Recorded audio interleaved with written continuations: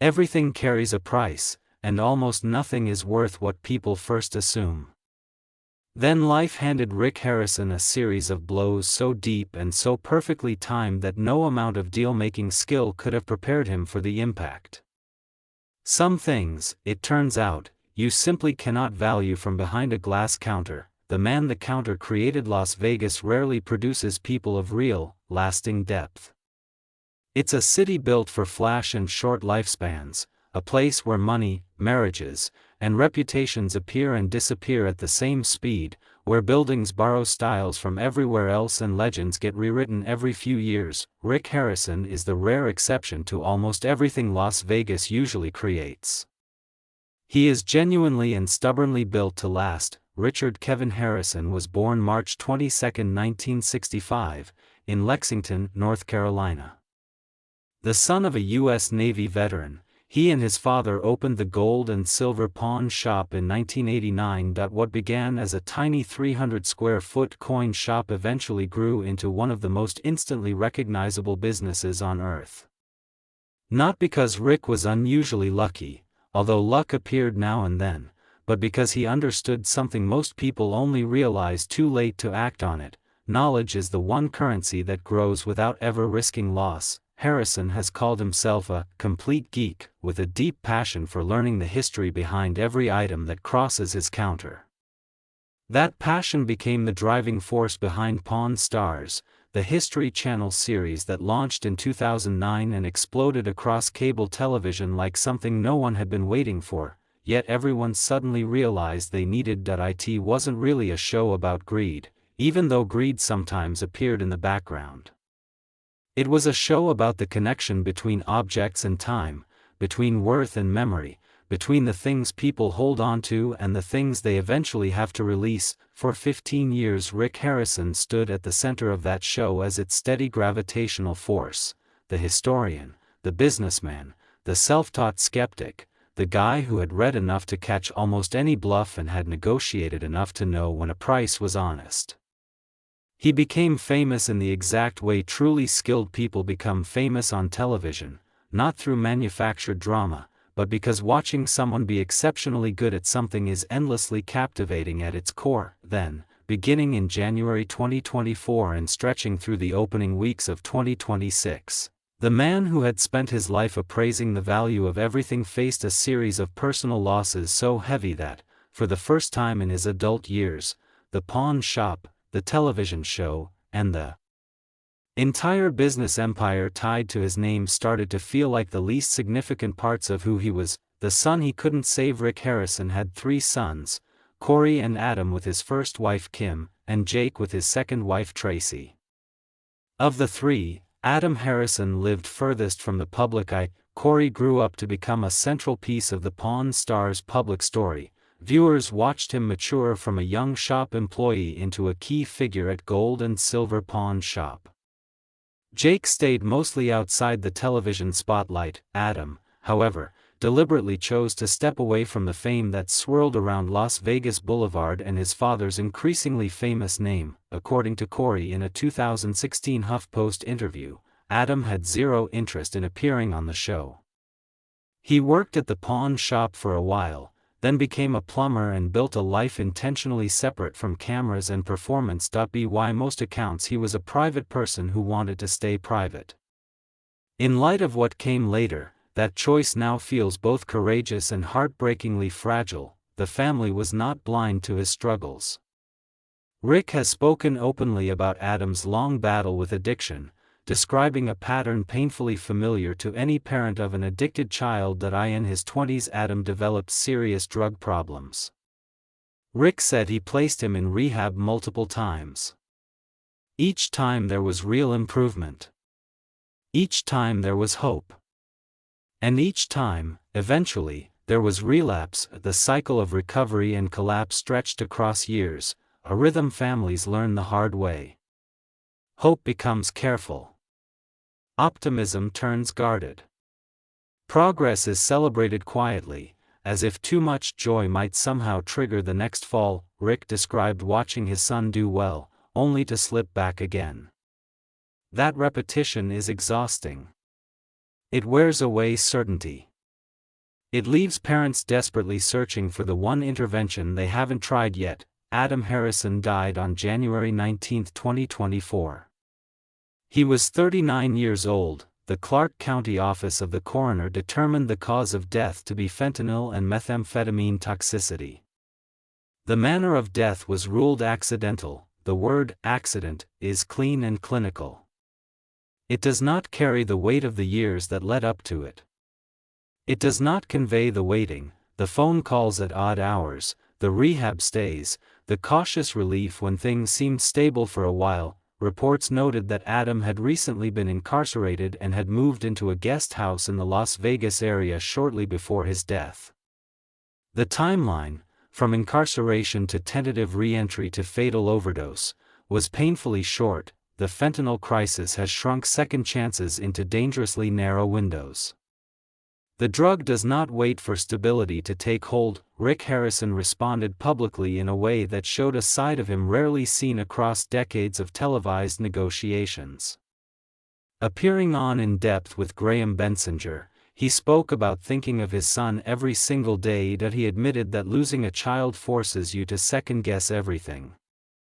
The word everything hung in the air, for a man famous for certainty, for precise valuations and firm counteroffers. It was a raw moment of vulnerability. Grief reshapes how you see the world. Rick had spent 35 years assessing objects, separating the replaceable from the truly rare. He had always understood intellectually that some things are irreplaceable. After January 19, 2024, he understood it in his bones that he also turned part of his grief into public advocacy. He appeared on national news programs to speak about the fentanyl epidemic, describing its devastation in blunt terms. That he called for tougher enforcement and harsher penalties for those distributing the drug. At times his language was forceful, comparing the crisis to coordinated attacks because of the sheer scale of destruction it causes. That activism was not abstract politics. It was deeply personal. Turning grief into action does not erase it. It gives it direction and purpose, but the absence remains. No policy change, no television appearance, no legislative debate brings a son back to his father. In the wake of Adam's death, friends and supporters asked how they could help. The family established an education fund for Adam's child, Rick's grandchild. It was a practical act rooted in continuity. Adam's life had ended. His child's had not. The fund honored both truths at once. Rick Harrison was 60 years old when he lost his son. He had negotiated thousands of deals, built a business from almost nothing, and weathered constant public scrutiny for years. None of that experience prepared him for the specific weight of this loss. The pawn shop doors still open every morning. Customers still arrive carrying objects and stories. Cameras still roll when needed. Rick still stands behind the counter, but there is now an invisible inventory he carries, one that cannot be appraised or placed in a display case.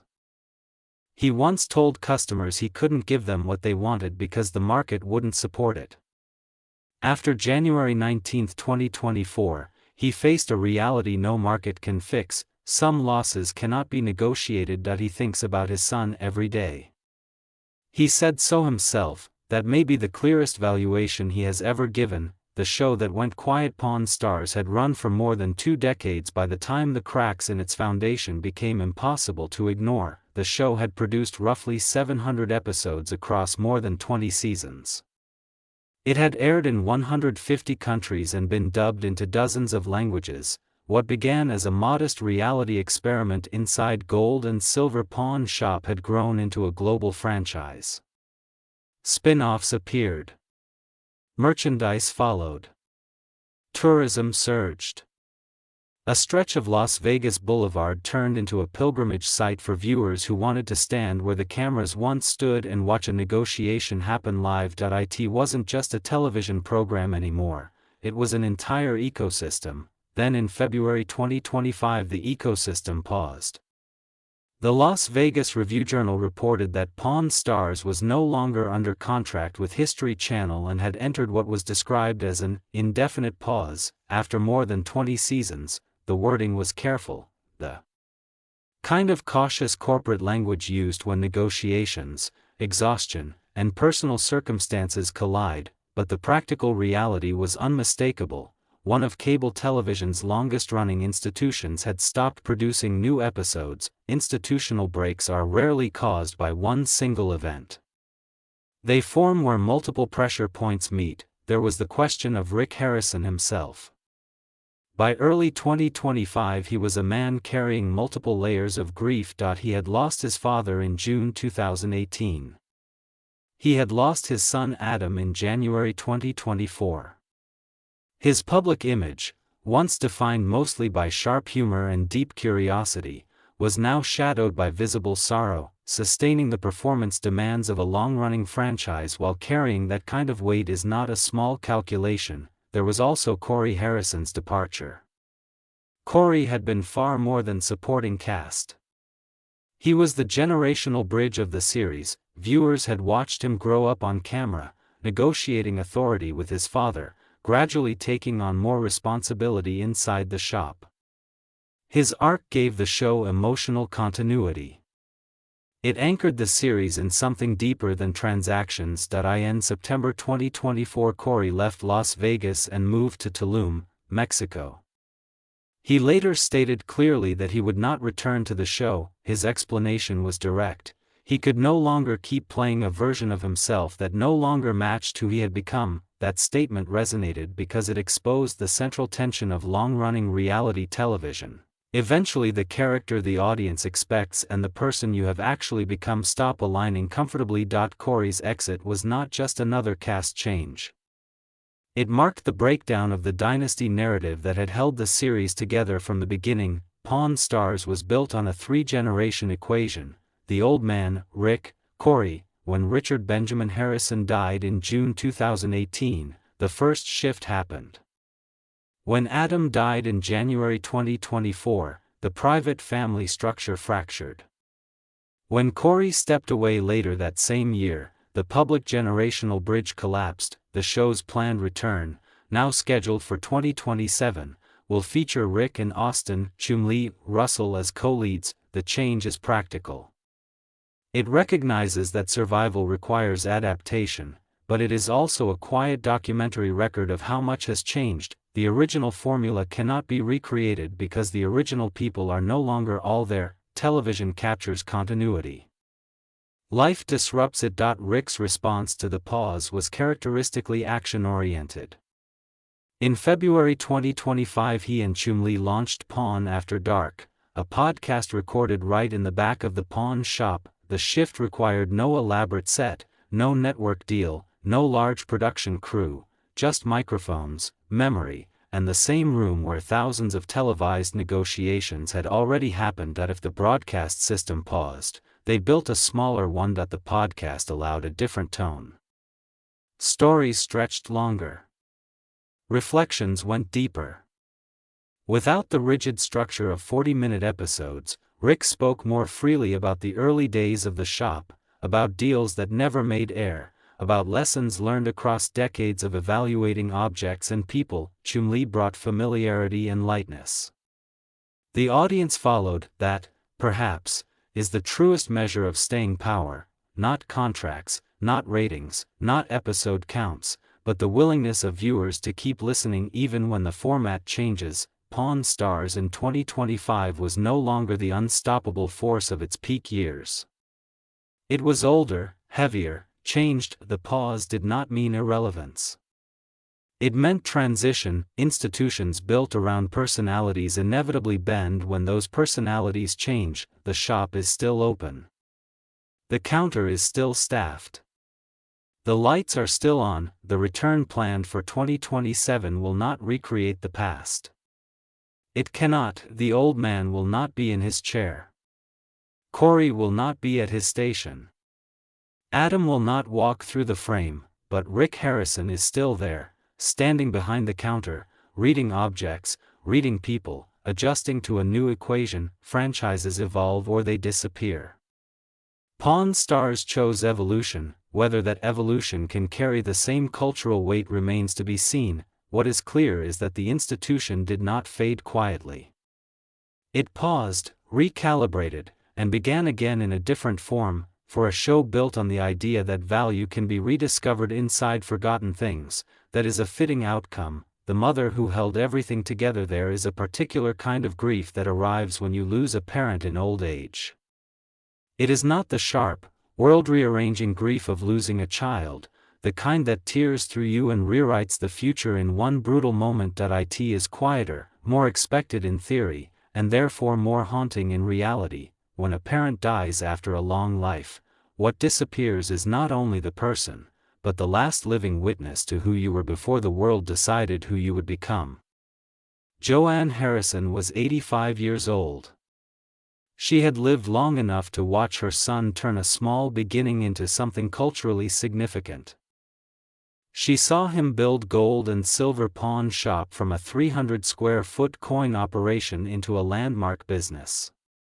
She watched Rick Harrison become one of the most familiar faces on American cable television through Pawn Stars. She witnessed the long evolution from modest storefront to cultural landmark, a life that deserved both grief and gratitude in full measure. She was also there for the private costs. She watched Rick bury his father, Richard Benjamin Harrison, in June 2018. The old man had been the visible anchor of the shop, the steady balance to Rick's quicker instincts. His death marked the end of an era that began when the store opened in 1989. Joanne lived through that transition, absorbing the silence that follows losing a partner of decades. She was also alive to witness a loss no parent should ever see in their child. In January 2024, Rick's son Adam Harrison died. The grief of that event settled heavily across the family. For a mother to watch her son bury his own child is to face a violation of the natural order. Joanne carried that knowledge through the final chapter of her life. Joanne Harrison died on November 5, 2025, at a Las Vegas hospital. The news was confirmed publicly with a note that Rick intended to keep the immediate aftermath private. The date stands out sharply on the calendar, November 5, 2025, less than 2 years after Adam, less than 2 months before Rick would stand in a Las Vegas chapel and marry again, stepping deliberately into a new commitment while still carrying old sorrow. The compression of those events is hard to absorb without stopping to breathe. Within roughly 2 years, Rick Harrison lost his son and then his mother, layered on top of the earlier death of his father. Between those losses were public appearances, business responsibilities, interviews, negotiations, and the quiet persistence needed to keep a long-running enterprise alive. Grief does not pause invoices. It does not halt filming schedules. It does not negotiate with deadlines. Joanne's role in the public story of Pawn Stars was understated. The show focused on the shop floor, appraisals, banter, generational tension between father and son, yet behind the visible partnership between Rick and the old man was the woman who had navigated Navy relocations, financial uncertainty, and the medical challenges that shaped Rick's childhood. Rick has spoken openly about living with epilepsy and how it changed his early education. Joanne lived through those years alongside him, carrying the worry, the adjustments, the recalibrations that define family life when circumstances refuse to stay simple. Her death at 85 was, by statistical standards, the natural close of a long life. It was not sudden in the way younger deaths feel sudden, but numbers do not lessen emotional impact. For Rick, her passing removed the final living connection to his earliest memories. There is something uniquely destabilizing about suddenly becoming the oldest living generation in your family line. The safety net of being someone's child disappears, even when you have long been an adult. By late autumn 2025, Rick Harrison was a man carrying layers of accumulated grief. His father in 2018, his son in 2024, his mother in 2025. Publicly, he remained the same negotiator America had watched for more than a decade, the man who evaluated objects with skepticism and certainty. Privately, he was navigating losses that resist any kind of appraisal. In interviews over the years, Rick often used a familiar line at the counter: "I cannot give you what you're asking." It was always about value, about limits, about realism in a transaction that in November 2025 the irony was impossible to miss that he was now in possession of more loss than language can easily hold. No counteroffer could restore what time had taken, and yet, just like the business he built, life kept moving. The shop doors opened every morning. Customers arrived with objects and stories. Cameras rolled when needed. Rick moved forward, not because grief had ended, but because forward was the only direction left. There is a specific loneliness in losing a parent late in life. It is the loneliness of realizing that no one else remembers you at 5 years old the way they did. No one else carries the complete archive of your becoming. When Joanne Harrison died, Rick did not only lose his mother, he lost the last person who had known him before the empire, before the show, before the public persona. That is a loss beyond any valuation. The fourth time at the altar he proposed at a vineyard in Casablanca, Chile. The winter light filtered softly through the vines, angled and gentle, the kind of light that makes even sudden decisions feel almost cinematic. Rick Harrison went down on one knee beneath a tree. Angie Polushkin stood in front of him, surprised and smiling. She said yes. Harrison posted the news simply on Instagram. She said yes. Polushkin later shared that they had toured a beautiful winery and that he had chosen the moment with care. The announcement came on March 6, 2025. The date sits in a narrow window of time, roughly 14 months after the death of his son Adam in January 2024, and about 8 months before the death of his mother in November 2025. The engagement lived between two major losses, framed by grief yet deliberately pointed toward continuation. The public reaction was predictable and split. Many fans responded with warmth. They had followed Harrison for years on Pawn Stars and felt genuinely invested in his happiness. Others were skeptical. This would be his fourth engagement, and potentially his fourth marriage. His previous 3 marriages, to Kim Harrison, Tracy Harrison, and Deanna Bird, had each ended in divorce. Online comments quickly turned to questions of judgment, timing, and motive. Harrison addressed it directly, in the straightforward way he usually does. Yes, he had been married 3 times before. Yes, he had proposed again.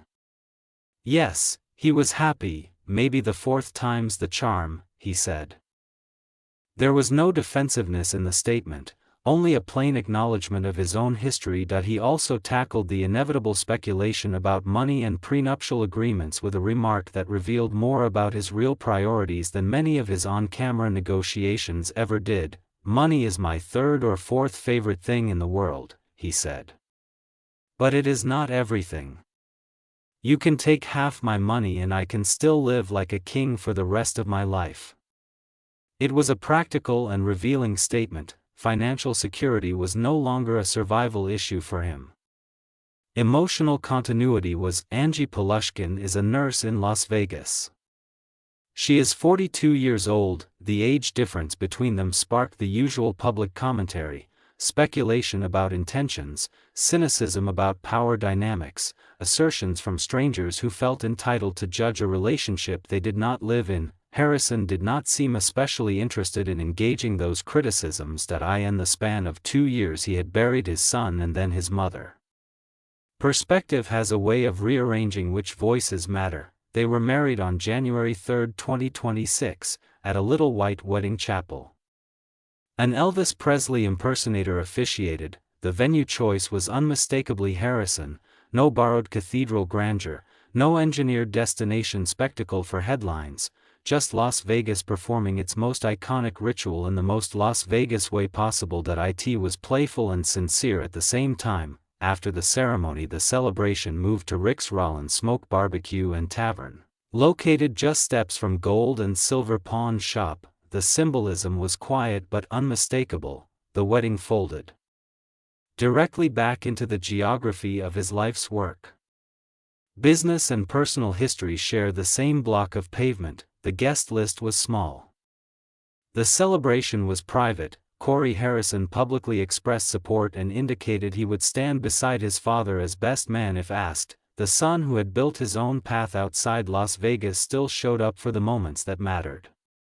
Even when geography changes, certain loyalties stay in place. The timing caught many people off guard. The wedding took place 3 weeks before the premiere of Pawn Stars Season 24 on January 7, 2026. The show returned with new episodes after its own period of institutional pause. The contrast was striking. A marriage barely 2 months after the death of his mother. Less than 2 years after the death of his son. In the same week his television franchise re-entered the public conversation. For some the sequence felt chaotic. For others it felt coherent. Rick Harrison has always processed life through motion rather than stillness. He negotiates. He builds. He commits. When something ends, he does not stay frozen in the ending. He looks for the next structure to step into. He was 60 years old when he married Angie Polushkin. His previous marriages to Kim Harrison, Tracy Harrison, and Deanna Bird had each begun with the same conviction he later described on air: "I thought it was forever." There is a clear pattern in that statement. He does not enter relationships cautiously. He enters them completely. That tendency explains both the scale of his losses and the persistence of his hope. He gives everything. When everything fractures, he absorbs the cost. And then, eventually, he finds enough left to give again. What he still has left here is what remains in the aftermath of everything the past 2 years have taken from Rick Harrison. Gold and Silver Pawn Shop still stands on Las Vegas Boulevard, exactly as it has since 1989. Welcoming strangers with their broken plans, their treasured objects, and their urgent need for someone who can tell them what something is truly worth. The shop has outlasted the old man. It has outlasted Adam. It has outlasted 3 marriages and the inevitable ups and downs of television production. It remains because Rick built it from almost nothing, and he built it with foundations that do not shift easily. Pawn Stars Season 24 is airing in February 2026. The show returns with Rick still at its center, still positioned behind the counter, still studying objects and faces with the accumulated knowledge of a man who educated himself because he genuinely loved history. The format has evolved over time. Cast lineups have changed. Production schedules have adjusted, yet the essential promise remains intact: value is knowable. History is recoverable.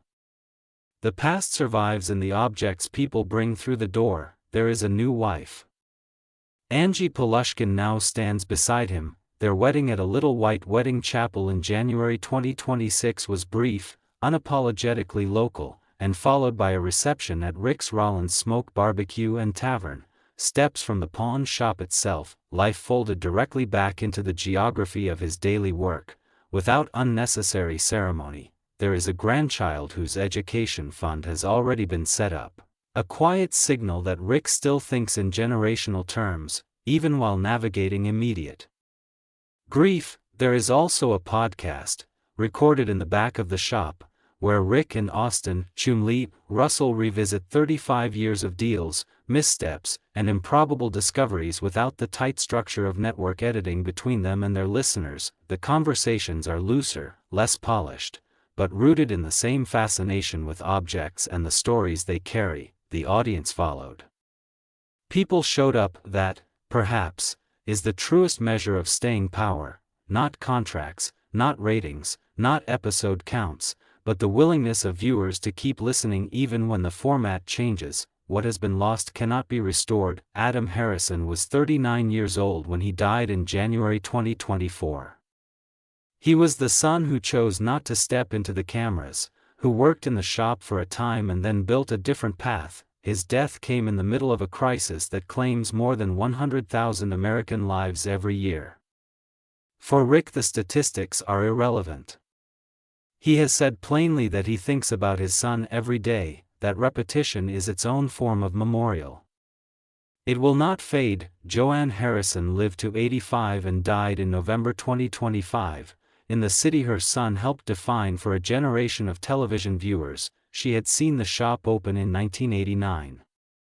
She had seen the cameras arrive in 2009 when Pawn Stars premiered. She had witnessed the long arc from modest storefront to cultural landmark, a life that deserved both grief and gratitude in full. Rick Harrison's father, Richard Benjamin Harrison, died in June 2018. The old man's chair remains part of the shop's mythology, even in absence. In less than a decade, Rick lost his father, then his son, then his mother. The sequence is not neat. It is heavy, stripped of everything the years have taken. What remains is what existed at the beginning, an extraordinary capacity to keep going, before the television contracts, before the licensing deals, before the long lines of tourists photographing the storefront. There was a 300-square-foot coin shop and a man with insomnia, epilepsy, and an obsession with reading. Rick taught himself history because he loved it. He built a business because he believed value could be recognized where others overlooked it. He refused to accept that something was worth less than it truly was if he had the knowledge to prove otherwise. That temperament has not disappeared. It has slowed slightly. It has grown more deliberate. The man at the counter now carries grief alongside expertise, but he is still there. He still studies the patina on a rifle. He still questions provenance on a signed baseball. He still negotiates with a mixture of skepticism and curiosity. He still tells customers that the past matters. Some people learn that lesson from books alone. Rick Harrison learned it from 35 years of strangers placing their most important possessions on his counter. He learned that nothing is merely an object. Everything carries context. Everything carries story, even loss carries instruction. The shop continues to open each morning. The show continues to air. The restaurant continues to serve barbecue to tourists and locals alike. A child's education fund grows quietly in the background. The podcast microphone turns on. The lights over the display cases hum. What has been taken cannot be returned. What remains is motion, forward, deliberate, sometimes stubborn motion. The same instinct that built the shop in 1989 still drives the man behind the counter in February 2026. He is still reading, still negotiating, still believing that value, properly understood, can be found almost anywhere. If this chapter moved you, share it, because stories like this deserve to outlast the headlines that tried to bury them. Subscribe and stay tuned, because what comes next may be even more surprising.